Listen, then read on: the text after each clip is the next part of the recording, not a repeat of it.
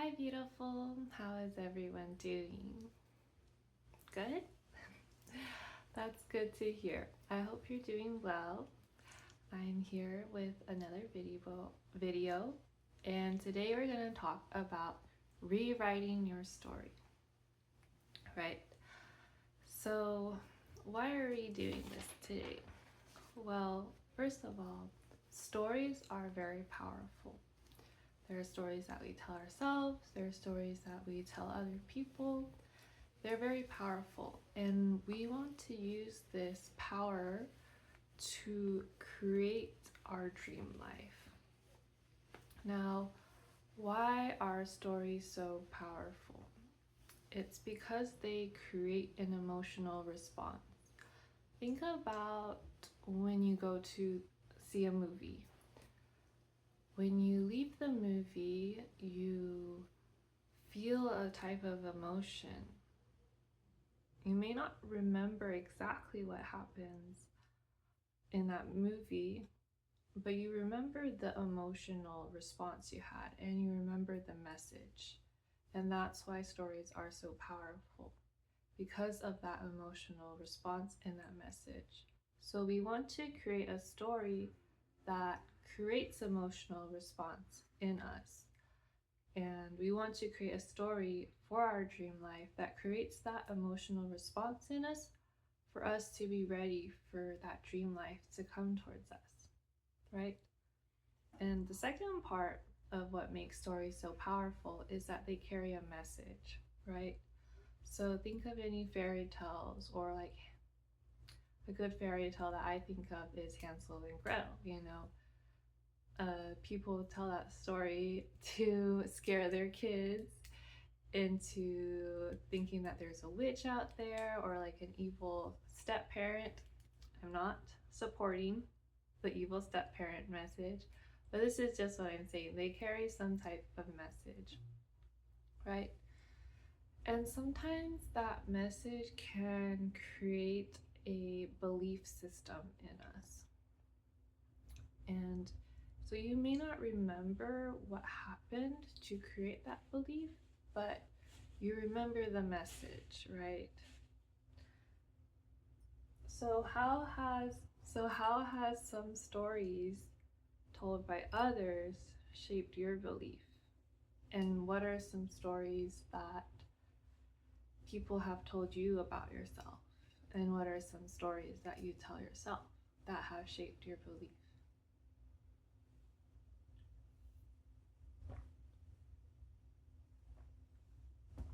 Now I'm gonna give you an example. So when I was younger, I had someone tell me that I'm not very fast at getting stuff done. And since then, I had carried that belief from when I was younger to when I started going to college, right? I carry that belief. Oh, I'm not very fast, right? I'm not very fast at getting stuff done. And when I had my first job at a restaurant, I had applied there to be a waitress, and the very first day after training, they let me go, and the owner there had said to me, I can just tell that you're not going to be able to survive in this industry. Now, I'll tell you, I went into that job feeling a lot of fear, feeling like, oh, I'm not capable because I'm not fast. In the service industry, you have to be very fast. And then I felt like, okay, this is true. I'm not a very fast person. When I started working at my friend's restaurant, I started, after the first day, she checked in with me and she asked, oh, how are you doing? And I said, I feel like I'm slow. I feel like I'm falling behind. And she said, no. She was shocked that I said something like that. And she said, no, I think you're very fast. Now, obviously, compared to her, in which that she worked in that restaurant for her whole life, she was very, very fast. But for a beginner, I was doing pretty good. And I realized that I had let this story that someone told me about myself shape my belief. And so when I went into that first job, I had that belief of I'm not very fast, and I had that sense of anxiety going into it. So that is an example of that story shaping my belief. Do you have something similar of something that's happened to you? So instead of other people being the narrator of our story, let's be the narrator of our own story and create stories for ourselves to enforce positive beliefs in ourselves. Now, before we write our stories, I'm going to put on my rose-colored glasses.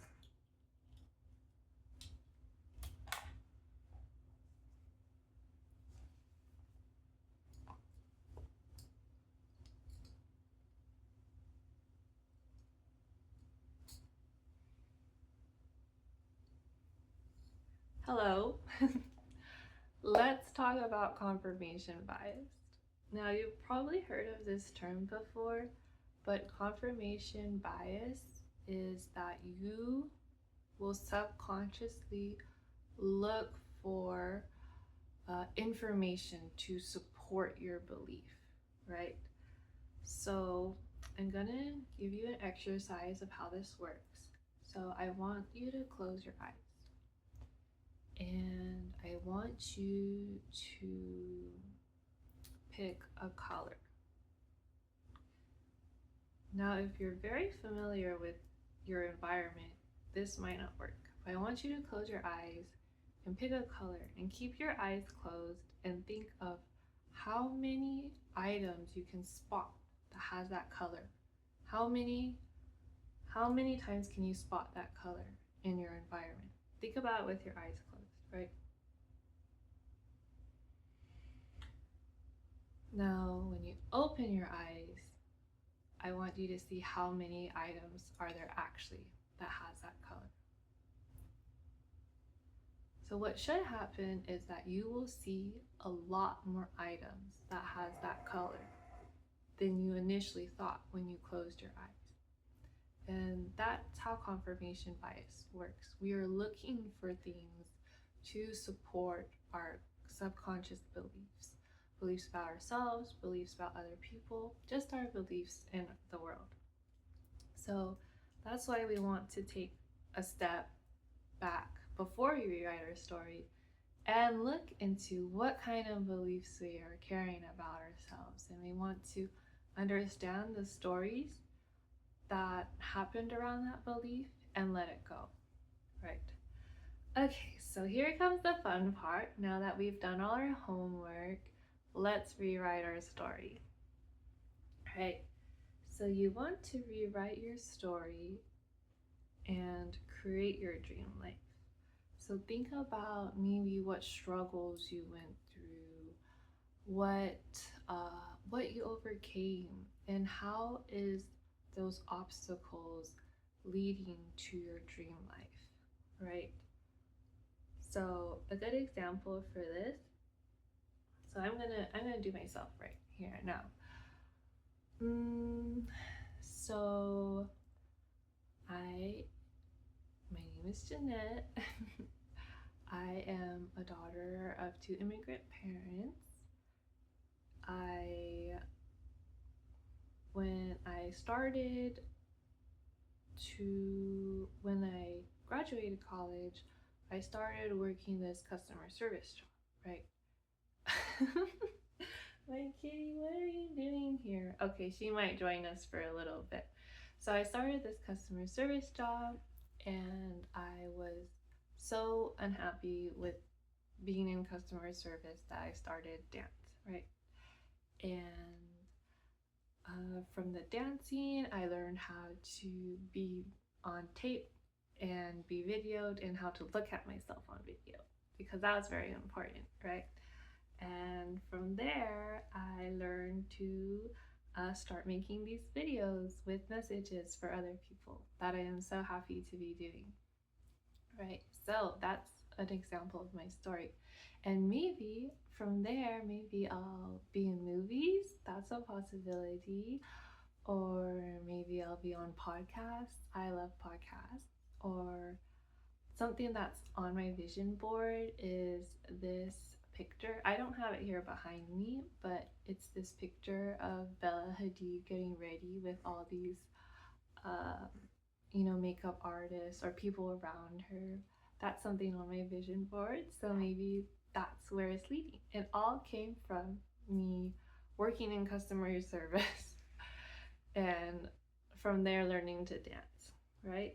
So how do you want to rewrite your life, and how is it pushing you towards your dream life? And write it down and start looking for signs that it's coming true. And a good tip, if you need inspo, is look for famous people or people that you admire their life.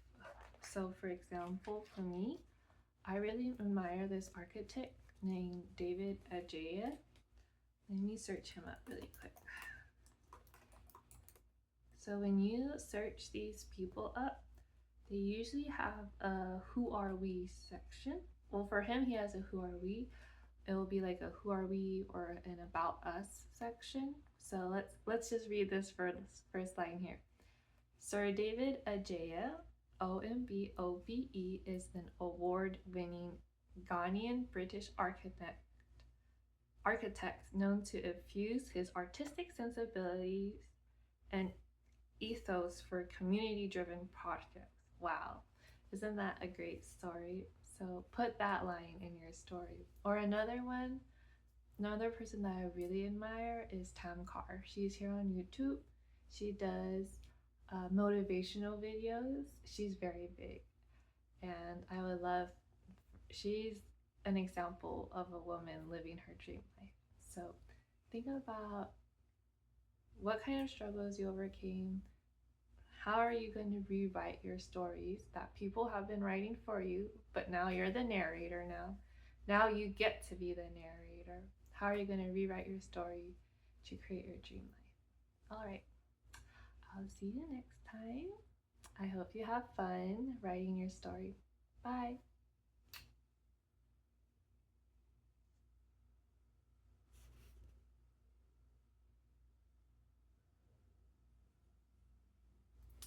Oh guys, I forgot to mention, if you liked this video, I'm going to have a video that's going to talk about something similar. It's going to be about confidence, navigating the world confidently, and being a little delulu, but it's going to talk about the same thing on confirmation bias. So I hope to see you there. Bye.